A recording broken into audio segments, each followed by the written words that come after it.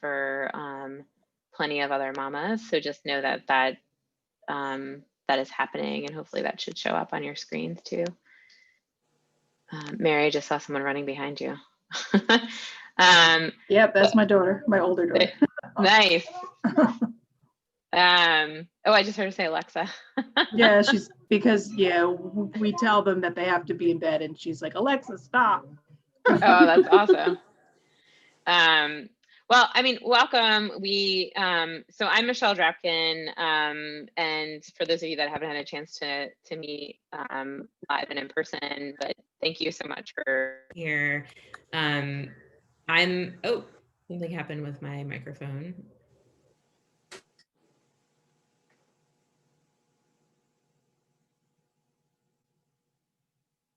We can't hear you.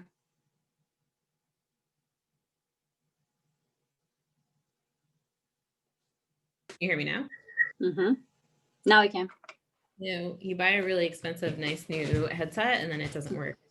So, but I'm Michelle Drapkin. So I know some of you, and I see at least like one of my neighbors is online. Hi, Jamie.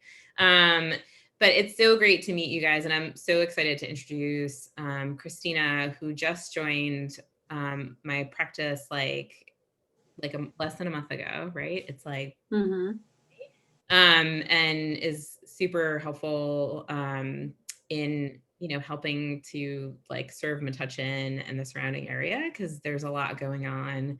As you can imagine, everyone's really struggling. And so I was struggling to keep up with the struggles. So I'm super excited to have a partner in crime. And we thought one of the things that we could do is really help out by helping to kind of introduce some different coping skills that we utilize in our work to really help you all survive a little bit more effectively, hopefully. So this is kind of a little bit of a taste, but I'll let Christina say a little bit more about herself, and I'll be driving the slides and just kind of managing the Zoom. But this is the first of like workshops that we're going to plan. And so if you have ideas for ones, or you have groups that you think could utilize some of what we're going to talk about tonight, or different versions of it, but we are thinking, and some of you may be teachers, we're thinking that teachers really could use some of this. Teachers are really struggling as well right now. And then Christina has a particular expertise with kids and a little bit younger ones. So we're thinking we'll also do one maybe geared at teens, and then maybe also one geared at parents of younger kids, because the younger kids are really struggling too with like managing school in the current context that's going on. So we have some plans of just different, workshops to do in the community. And so if you have ideas, like please contribute them.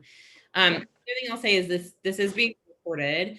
But if you have any questions or you want to ask a question, but you don't, just private message me. So like you can send a direct message to me on Zoom and I can ask the question for you. So that way you feel like comfortable. Hi, little adorable girl. And that's my other daughter. So they're both still awake. Hi. But welcome. We're happy to have you. And I'm going to turn it over to Christina and let her say a little bit about herself. And I'm going to mute myself, but feel free to message me in the chat and I will try and get that and get you a question answered if there's one in particular that you like. And thanks so much, Christina, for giving up your night with your daughter. Yeah, sure. For some reason, I can't see myself. So am I in view? Okay, because I'm like, I don't know. You could be looking at like my chest or half my face. It's probably a good thing. Probably a good thing that I can't see myself and get distracted. But I'm Christina Contrastano. Nice to meet anybody that I haven't met before. And I'm really happy that everybody made the time to come today. So I am a licensed clinical psychologist and study and trained in all different types of evidence-based interventions, which means that everything that I kind of teach and all the therapies that I use, all the different orientations have all been researched in different clinical studies and are shown to be effective. So it's not just stuff that I'm like making up. It's stuff that's actually been proved by science. And both Michelle and I are very passionate about keeping up to date with how science is always changing and adapting. And I think both of us also try very hard to practice what we preach, although as it says there, we're also fellow humans. So right there with you. I'm a mom. I've lived in Metuchen for 3 years. So I moved in about a week before my oldest daughter was born. So she's 3. And then I have a 9-month-old. So I had a baby, and then she was 6 weeks old when kind of the world shut down, or at least New Jersey shut down. And so I actually had pretty bad postpartum depression after my first daughter, and tried to plan really hard for postpartum the second time, but was joking with clients who try to prepare and worry about things that I forgot to worry about a pandemic happening. So just like many of you, was home with my kids, then went back to work and tried to work from home with 2 little kids all summer. Feel very grateful that I haven't had to do virtual learning, but totally can feel where people are coming from as a mom, and with everything that's been going on, it's definitely been a struggle. And that's actually part of, why I'm working with Michelle now. Just needed a whole change in everything I was doing. So we're all in the same soup together, right? Like, all of these skills that I'm teaching are things that I also try to use and recognize how challenging things have been and are for everybody. So just remember, I'm a fellow human as well. And this is just a little joke with all that's, been going on. So we're going to do today a coping skill buffet. So by no means are these all the coping skills. I had a really hard time narrowing it down to what was most important. And so happy to do a different one at another time with other skills, but these are some that I think are pretty foundational. And as you're probably going to see as I go through them, they kind of layer on each other and are also kind of like intersecting. So there'll be some repetition. You sometimes need one of them to do another one. And I also wanted to make sure that we had some time to actually practice some of these skills, because I figure you guys could read books and learn about some of this stuff, but this is actually an opportunity to practice together, because these skills are experiential. They're not something that you can, like, my analogy is always, if you didn't know how to ride a bike and you went to a class and listened for an hour about how to ride a bike, when you went to actually get on a bike, you probably wouldn't be able to do it, or it would be more difficult. But if you went to a class where you actually got practice sitting on the bike and pedaling and trying to balance and all of that, you'd have a better chance. And just like riding a bike, this takes a lot of practice. These are all skills that are completely learnable, but take practice in order to become habits. And I know it can be hard to practice things and make extra time. So I'm going to try my best to show you how you can incorporate some of this stuff into stuff you're already doing so that it won't take extra time. So the first skill is probably something that you've heard of before, is mindfulness. Mindfulness has become kind of a big buzzword. I think in general, in pop culture and just in our society, we hear about it a lot more, and for good reason. Science shows, research shows that it is really helpful for managing emotions and stress and all of that. And what I find is that when I teach people mindfulness, they sometimes have a little bit of a different idea about what it is than how I'm talking about it. So I figured it would be helpful to go through what I mean when I say mindfulness. So basically, it's a way of training our minds to be in the present moment. That's what it is. And then how are we going to be in the present moment? So in a kind, curious, and non-judgmental way. So basically, being mindful allows us to be aware of what's actually happening in our minds and our bodies, rather than getting caught up in all the stories that we're telling ourselves about what's happening, the judgments and the worries about either what has already happened, what might happen, or what we think should be happening. Anytime we say should, we kind of can run into some trouble. So we can't always change or control what's going on. We have seen that very much with COVID. But mindfulness can help us be present so that then we can choose how we want to respond to the circumstances, rather than like the previous slide where he was walking on autopilot, right? He had the blinders on and he was just going, and, I get hijacked by my autopilot all the time.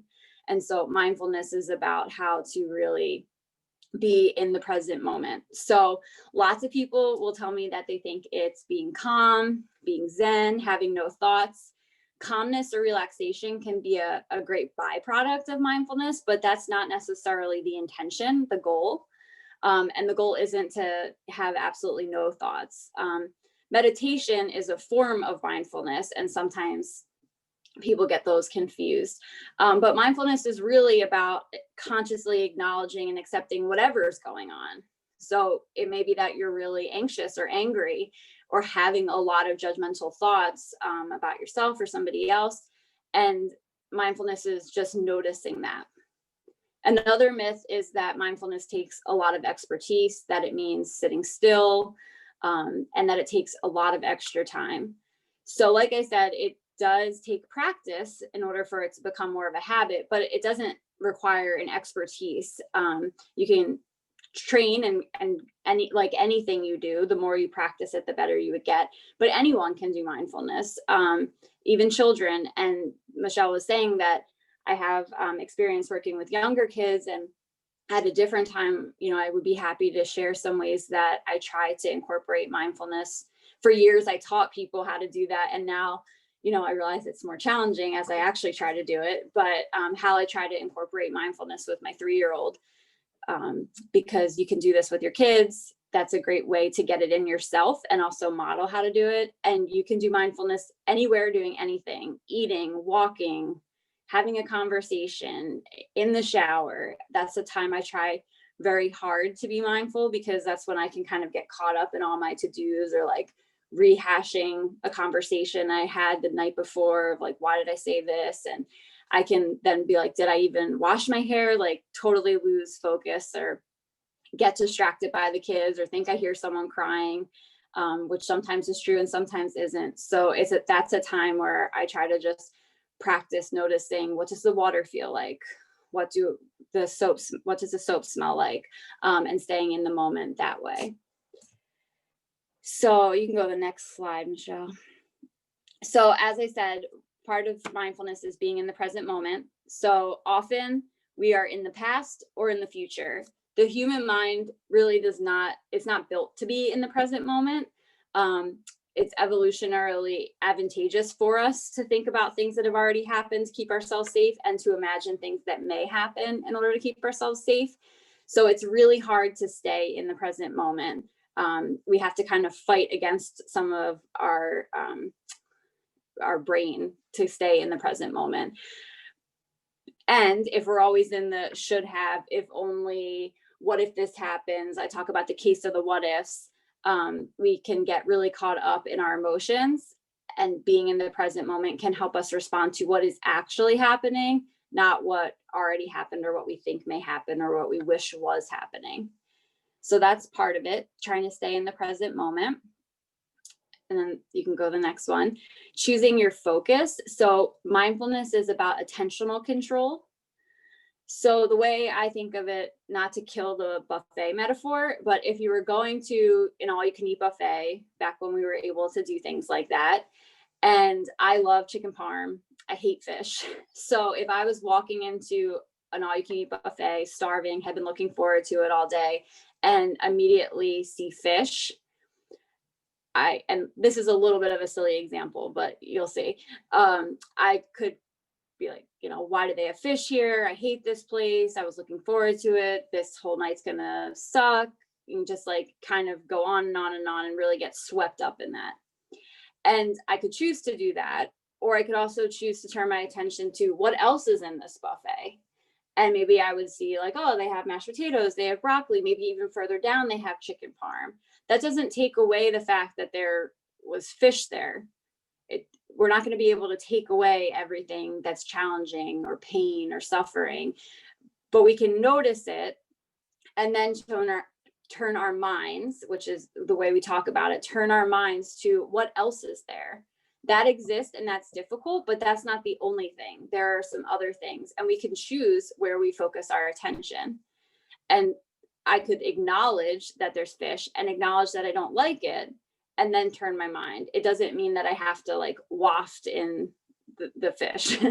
And also, as we turn our minds, it's not a one and done thing. You may turn your mind away from the thing that's challenging, and you might find yourself getting drawn back to that, dwelling on it, ruminating. And every time that you catch yourself, oh, I'm thinking about it again, that's mindfulness.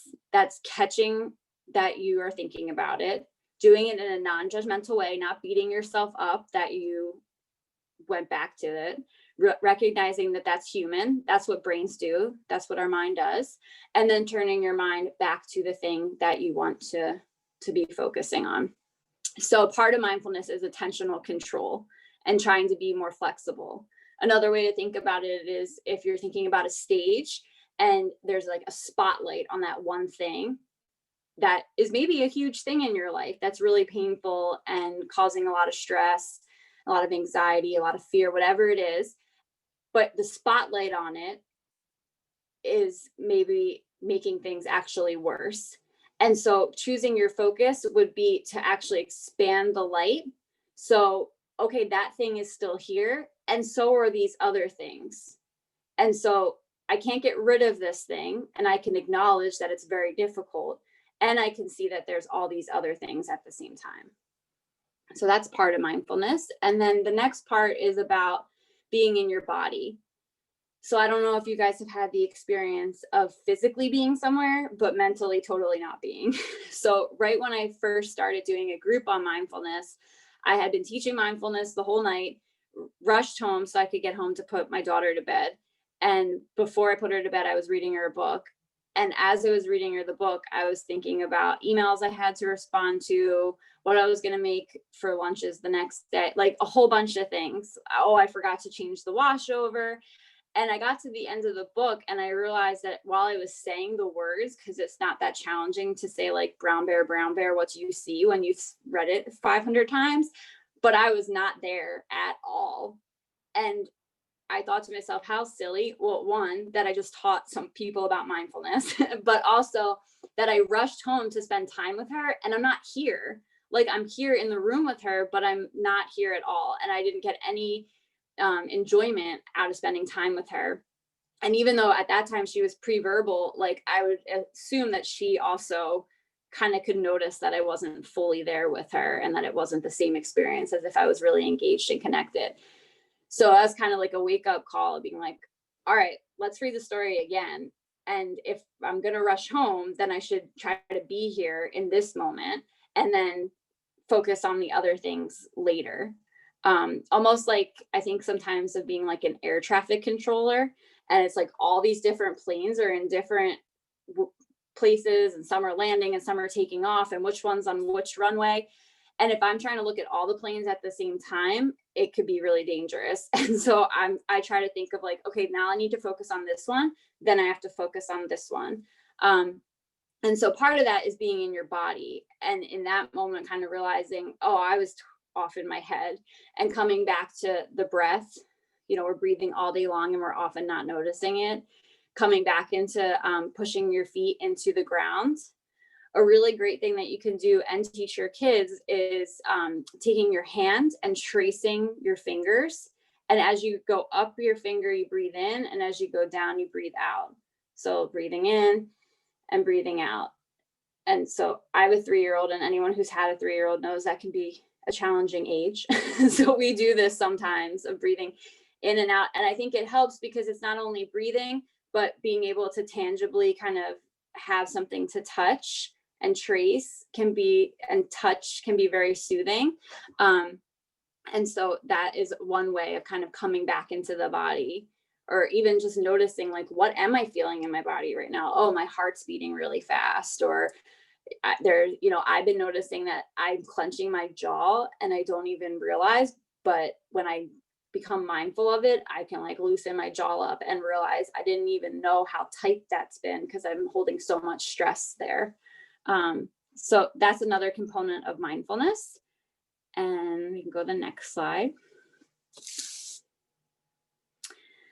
So I would assume that a lot of you in your car or a diaper bag or your purse have like an extra snack in case you get a hangry kid. or I know we're not going as many places these days, or you need a snack. So this is a acronym that in therapy uses, particularly CBT, which is an acronym, uses tons of acronyms. But this is a way of thinking about mindfulness of have a snack. So stop is to pause, to really just like take a moment, take a breath rather than reacting.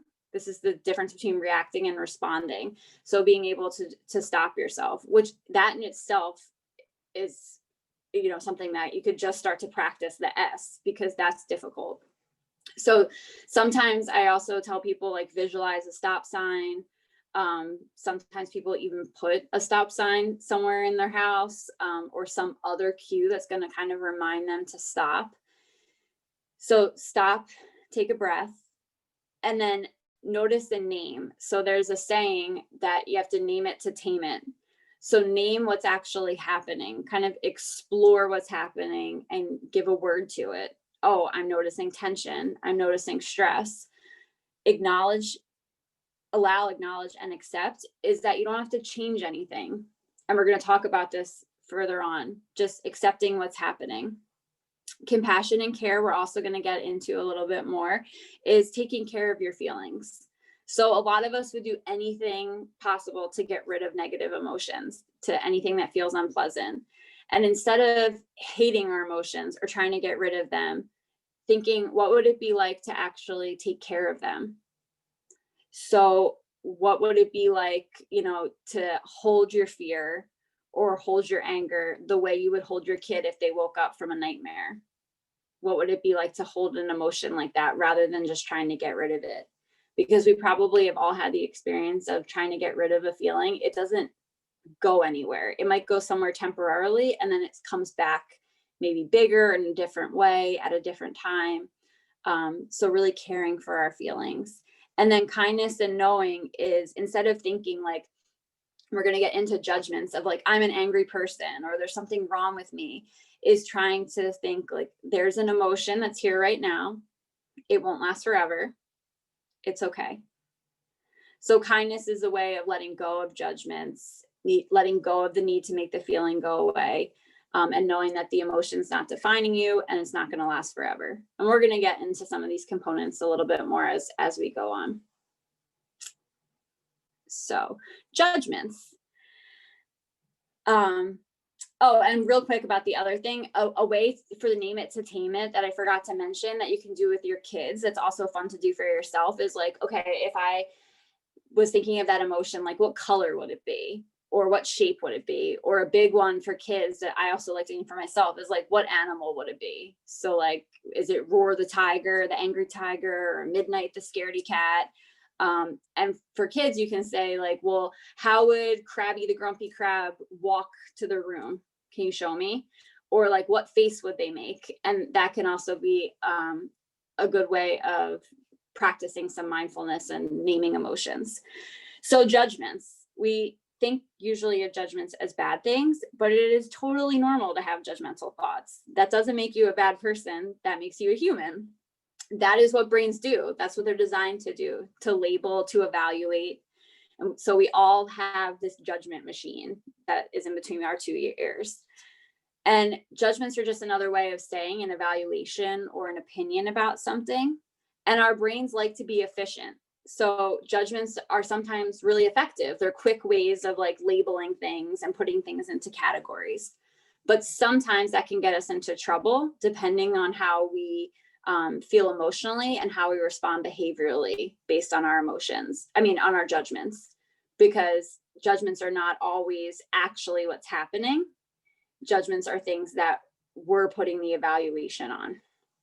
So acknowledging and accepting that your mind comes up with evaluations about your family, your kids, your partner, your friends, that's the beginning, is just acknowledging that. Sometimes, especially in my work with parents, they feel like it's so like bad that they have a judgment about their kid. And that's really, really normal. And as I was saying, there's a lot of research that if we try to suppress that, if we try to push the judgments away, they actually just come back in frequency. So it's like if you say, don't think about a pink elephant, Now, probably everybody's picturing a pink elephant or trying really hard to say like, don't think of a pink elephant, which means you're still thinking about a pink elephant. So as long as we're alive, our minds are going to spontaneously come up with hundreds of different judgments and criticisms and evaluations throughout the day. So what do we do about it? So observing and describing is the antidote to judgments. So describing is a way to kind of get unhooked from our judgment machine long enough to make a difference in how we respond to the judgment. So it's thinking about it as if you're like in a courtroom and you're a witness and you have to just say what you see, or like you're a fly on the wall, you wouldn't be seeing what was going on inside someone. So reporting what you see without adding your own interpretation. Right. One time I had these two teenage girls that were having a major argument in the waiting room about a movie. One insisted it was the best movie of all time, and one insisted it was the worst movie of all time. Neither one of them is wrong. That is their evaluation and opinion about it. So that was their judgment. One person was judging it as good, one is bad. And for a movie, that might not matter that much. But what would be more a description is describing what the movie was. So we're going to go over exactly what that is. But I almost think of it now that rings, like the ring that you can have in your house, the security has become such a bigger thing of like, if you looked at it and you're like, oh, that person looks shady, like that's a judgment, that's an interpretation. What you might say that's an observation is, okay, a person walked fast across the yard, their arms were crossed, their eyes were darting back and forth. That if you had many people, they might be able to agree on that. Maybe not everybody would interpret that as shady. So let's do a little bit and see if we can practice. Oh, this is just another. So observation is noticing what is, what's said, shown, seen, heard, and felt. And a judgment is comparing what is to what you think should be and putting a label of good or bad. So judgment would be his hair needs to be cut. Observation, he has long hair. Judgment, this table's ugly. Observation, this table is wood. Judgment, my daughter is such a witch, she hates me. Observation, I'm noticing anger as I talk to my daughter. So you can see that the judgments, different people may think a table's ugly or a table's beautiful. Wood, this table's wood, is not as much an interpretation as a fact. So very quickly, I just want people to write down, or you can put in the chat box if you want, what a description, an observation, observing and describing this picture, and try not to use any judgments. And then if people could type it to Michelle, we can kind of see what people have come up with.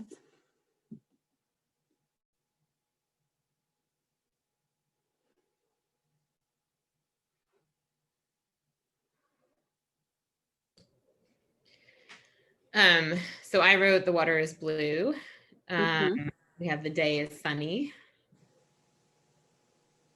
The water is clear blue.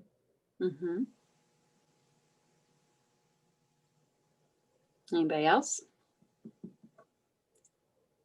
Right, so the water's blue. There's sand. There's green trees. There's a blue sky. There's some clouds. I mean, we don't really see a sun, but it is bright. There are 4 chairs. There's 2 straw umbrellas.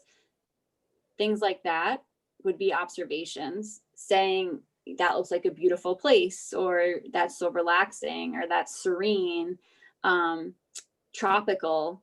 Those kind of words would be considered judgments. So not necessarily that you're saying anything bad about it, but that you're evaluating it or giving it a description that maybe not everybody would agree on.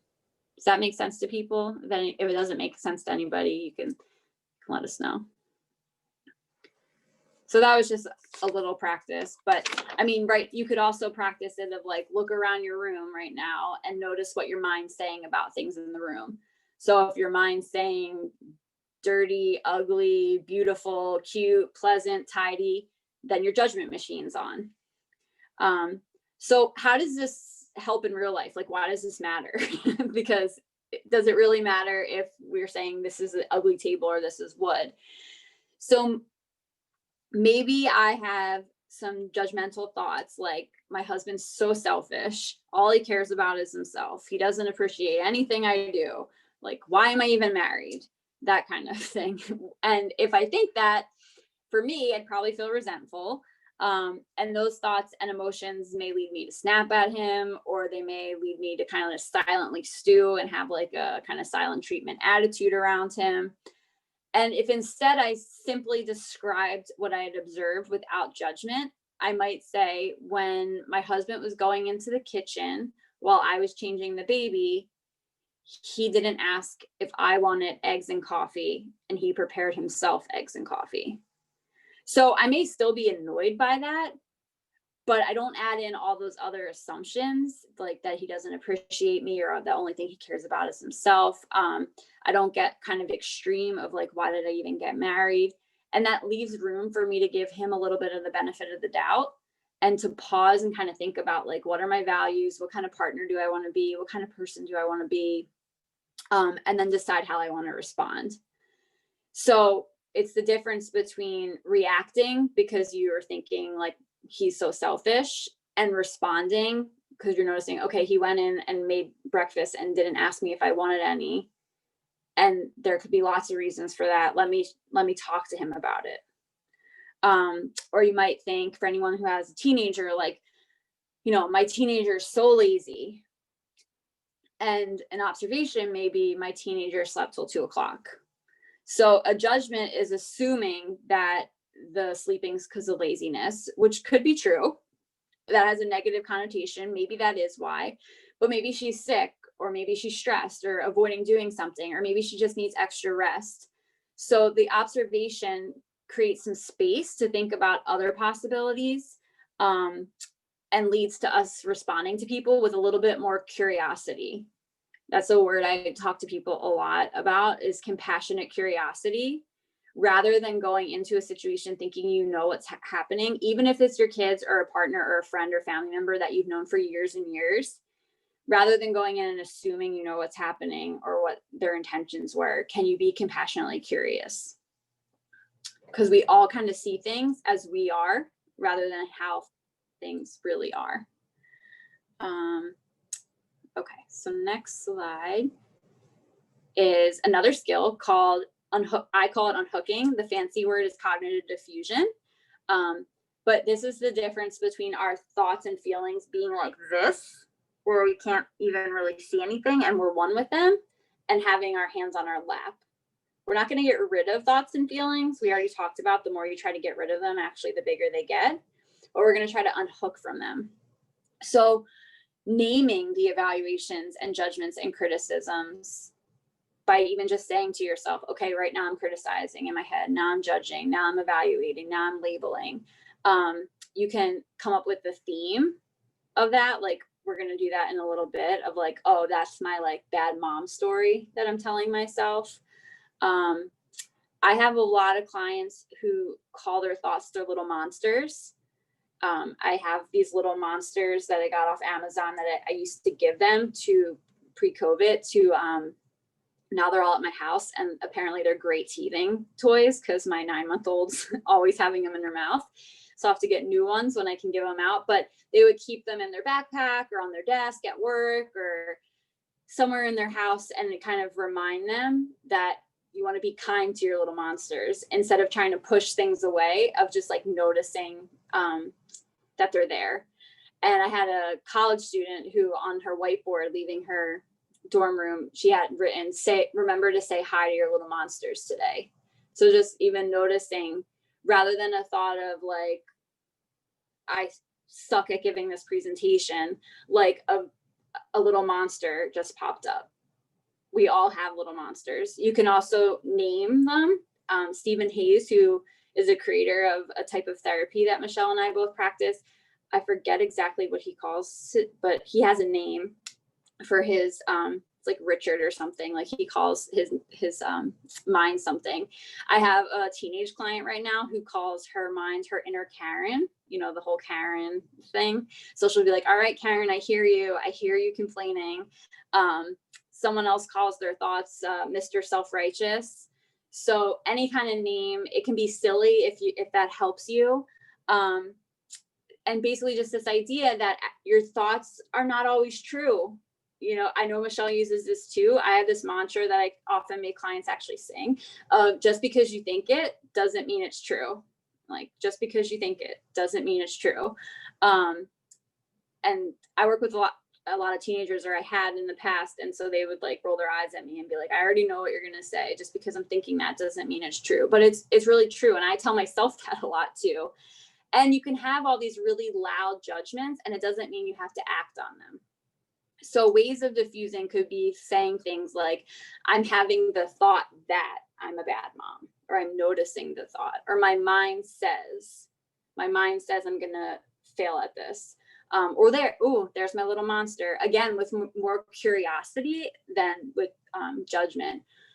And also a lot of these thoughts come up because it's our mind actually trying to protect us. Our mind can often be like a really overly helpful friend. It's like that friend who really wants to help, but they kind of get in your way because they're trying to be like too helpful.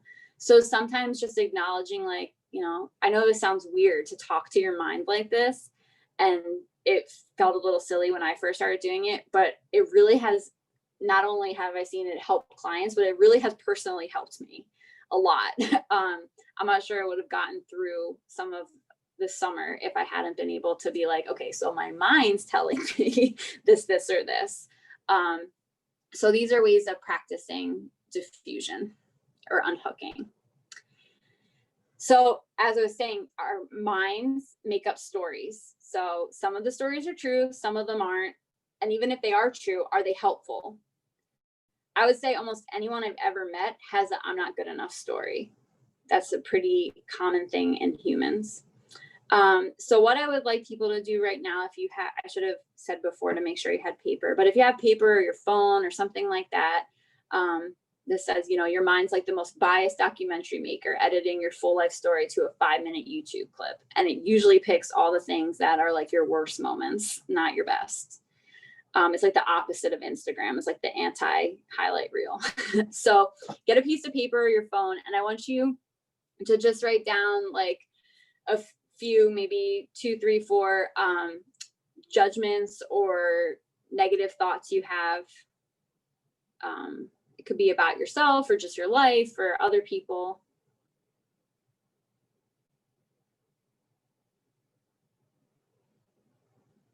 No one's going to see these or read these, so just things that pop up in your mind during the day sometimes.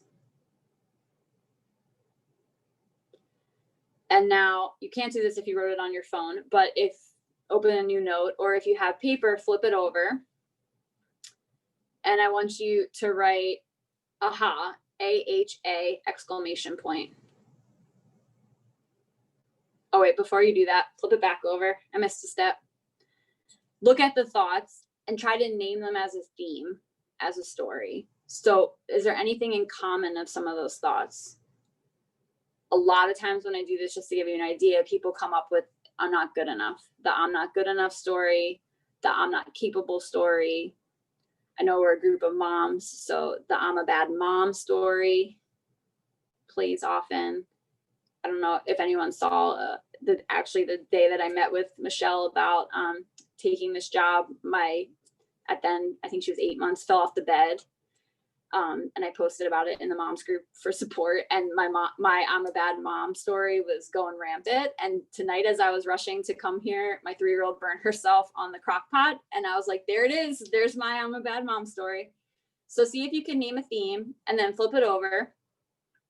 So aha, AHA, exclamation point, and then write there it is,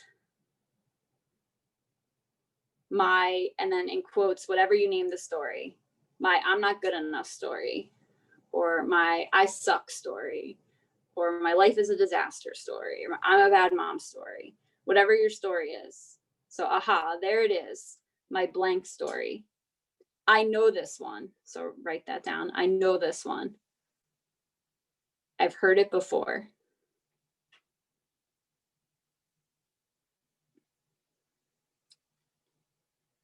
And so when you're done writing, go back, read the judgments that you wrote again. And when you're done, flip it over and read what you just wrote to yourself.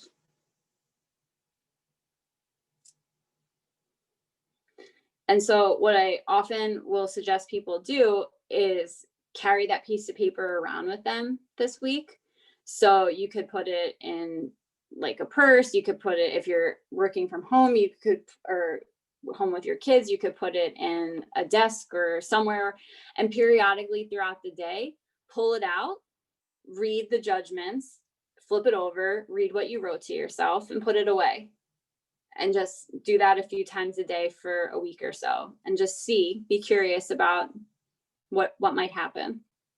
And notice as you do that as you carry that paper around, like especially if you actually physically put it in like a pocket or something, which I know I actually just got yoga pants that have pockets in them, which are awesome, but we might not be wearing pants with pockets often.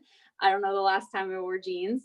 But you can notice that as you're carrying that story around with you, as you're carrying those judgments around, you're also doing things. You're doing things with your hands, with your arms, with your feet, with your legs, with your mouth, talking, and that you can have those thoughts, you can have those judgments, that story that may, a lot of times when I ask people how long has that story been around, it's been around for a really long time, like since they were little kids. And so you can carry that story around, and you can still do things that matter to you, do things that are important to you. You can still live a life being the person, or aiming to be the person that you would want to be, and living by your values. So just be mindful of that as you are walking around with these stories. Okay. At any time, if you have questions, you can let Michelle know. So for the sake of time, I'm going to skip this one because I would rather do the self-compassion one. So let's just talk about acceptance really quickly.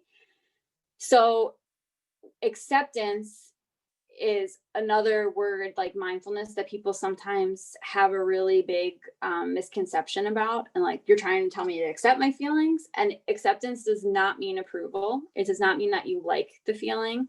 It also doesn't mean resignation. It doesn't mean giving up. The paradox is actually that if you want to change something, you can't actually change it until you accept it. You can't change a behavior until you accept it. You can't change an emotion until you accept it. So I think, I copied this off of Russ Harris, who wrote a really great book, The Happiness Trap, and a lot of these illustrations are from that book. And so he talks about the struggle switch. And actually, he also has a great YouTube page where you can see some videos of some of these concepts. And so say we have a moment of anxiety, then we might start to feel anxious about the fact that we're feeling anxious, or we might feel really sad of like, oh, I'm supposed to be enjoying this day and I feel anxious about it, or angry, like I don't want to feel anxious. I don't want to be an anxious person.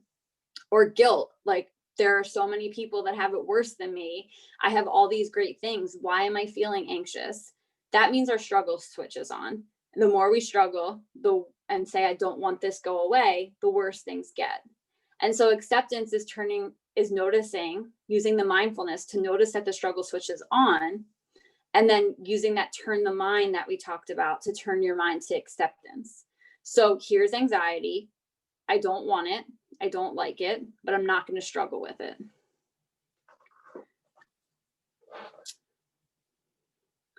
So suffering would be saying something like, this anxiety is the worst. Why am I so stressed out? There's definitely something wrong with me.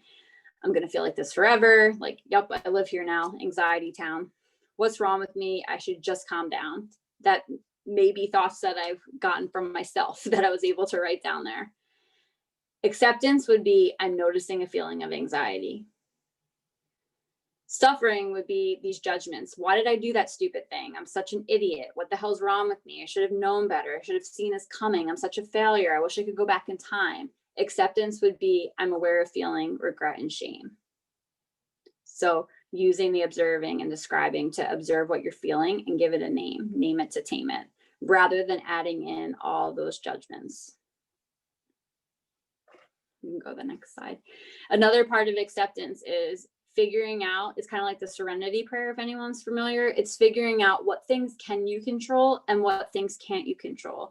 There's a lot of things in our lives that we can't control at all times, and particularly right now. So we can't control when a vaccine is going to come out.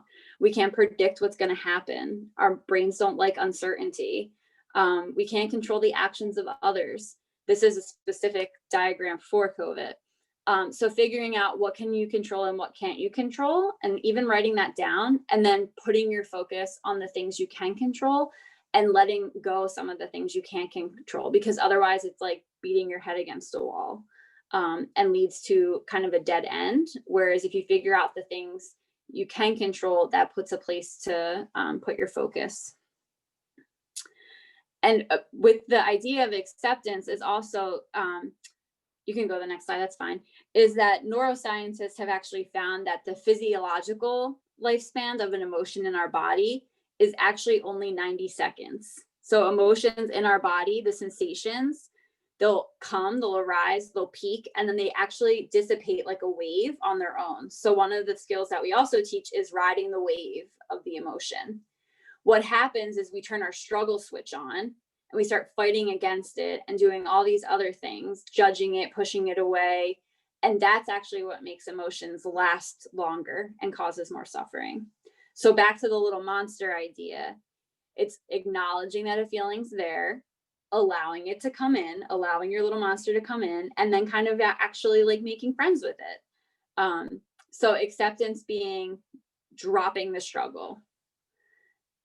Stop struggling against some of the difficult thoughts, feelings, and emotions. You don't have to want them. You don't have to like them, but you also don't have to resist or fight with them. Just let them be and allow them to pass in their own time. So like waves or like a roller coaster going up and down.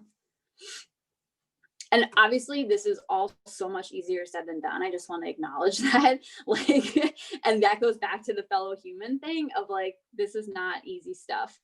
So let's just go right to the self-compassion practice, because we only have like 10 minutes. And I know that this is another one that has helped me a lot during, becoming a mom of 2 and COVID. So there's 3 components of self-compassion: mindfulness, which we've been talking about a lot, of noticing, I'm really suffering right now. This is painful. This is hard. I'm feeling lost in this moment. Some people think that self-compassion can kind of be like self-pity.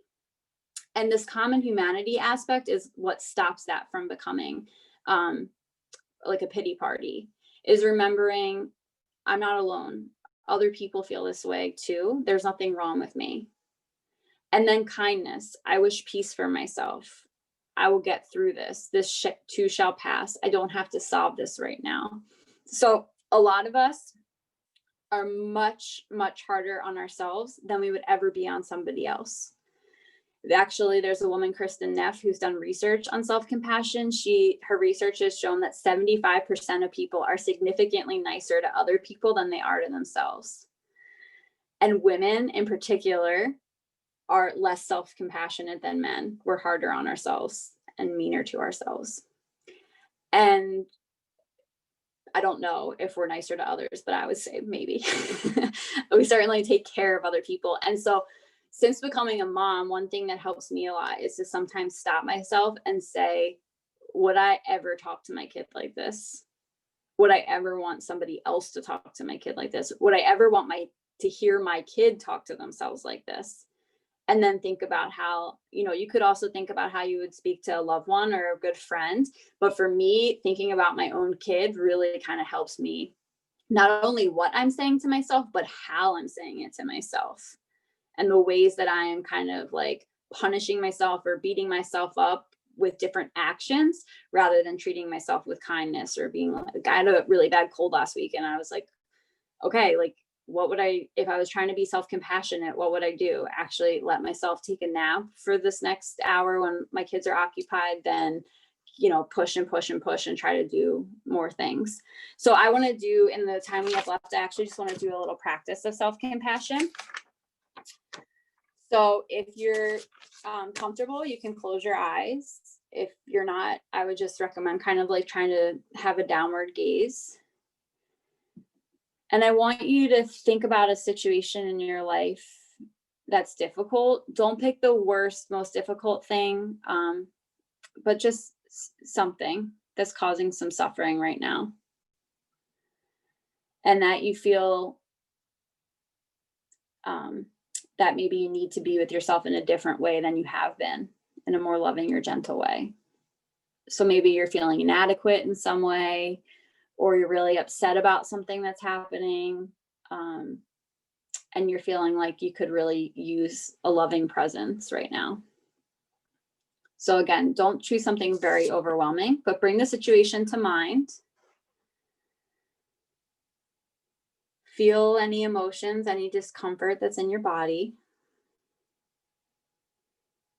And we're going to go through the 3 components of self-compassion so that you can soothe, connect with, and validate your pain. So I want you to say to yourself, this is a moment of suffering. So this is mindfulness. Can we be present with our pain? So you can choose a way to say that feels right for you. It could be, wow, this really hurts. Or this is stressful.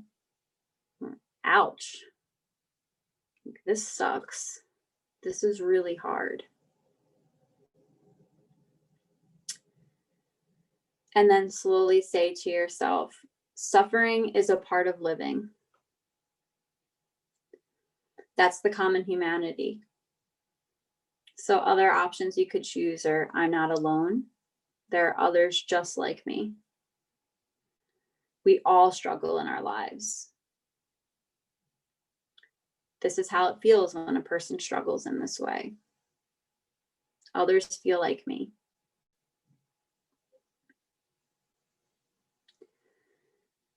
And now, if you feel comfortable, you can put your hands over your heart or anywhere that feels soothing. You can cup your face, give yourself a hug.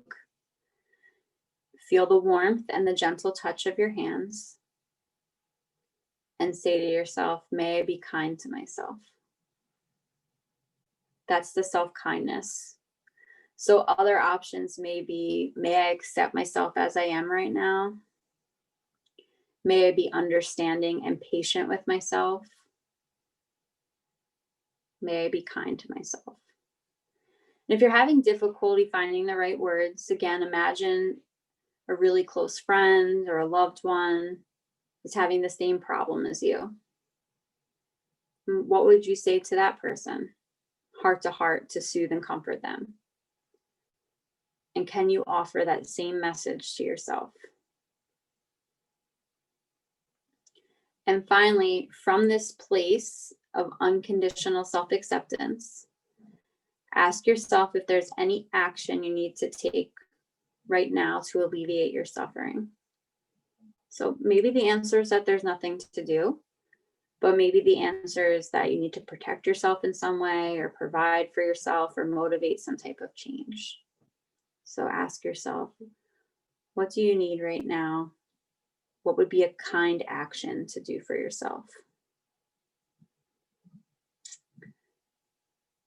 So this is a moment of suffering.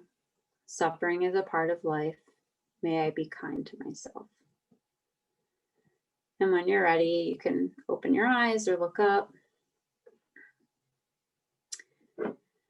And yeah, there's a few more slides, but I know it's almost 9:30, and I know that probably what's kind for a lot of us is to try to get ready for bed if we could.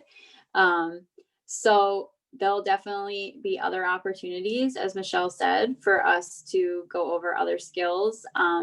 We could make this available too if people want to see the PowerPoint. And you can definitely reach out to us. This is our contact information, telephone number, our emails.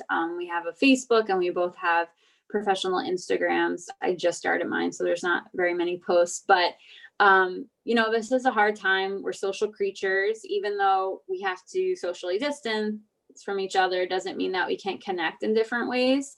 And I know sometimes it can be really hard for some of us to reach out and ask for help, to admit that we need help, or we might have a lot of judgments about that as well. And actually, research shows that reaching out for help makes us more resilient, and there's no shame in it. So if you have questions about certain skills we went over today, I'd be happy to talk to people about them. If you have questions about how to apply some of this to certain situations or your kids, like both Michelle or I would be happy to chat with you. Or if you're looking for actual therapy, you know, we can work that out too, whatever. We both feel pretty passionate about working in Metuchen and, you know, trying to help this community. Particularly, I have felt so supported by the moms group and by the other moms I've met here. So that's why when she said, who do you want to try with first? I was like, the moms. So if people have any questions now, you can type them in to ask us, or reach out to us later. And I just want to thank everybody for their time tonight. I know it's hard to make time, and actually I would say that making time to come here tonight was a kind thing to do for yourself.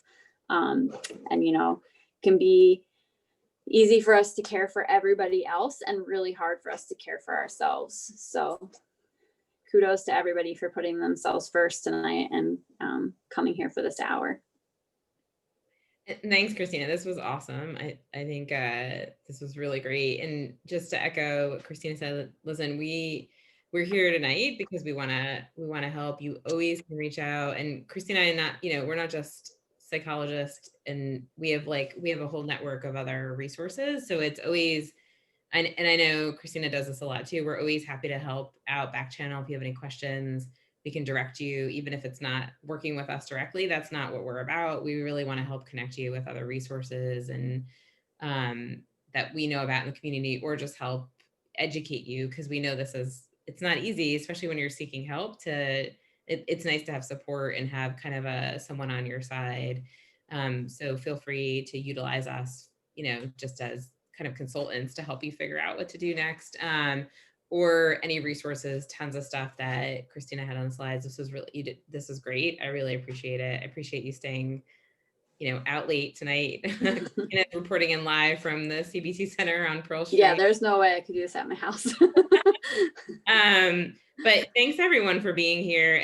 And this is recorded, and I will make sure it, you know, gets shared out as soon as it gets processed. You know, in our world of technology, this is kind of one of the silver linings, is that we can, you know, all connect remotely and kind of easily in this way. But thank you. And you know, feel free to be in touch. But thanks, Christina. Go home and have a great night.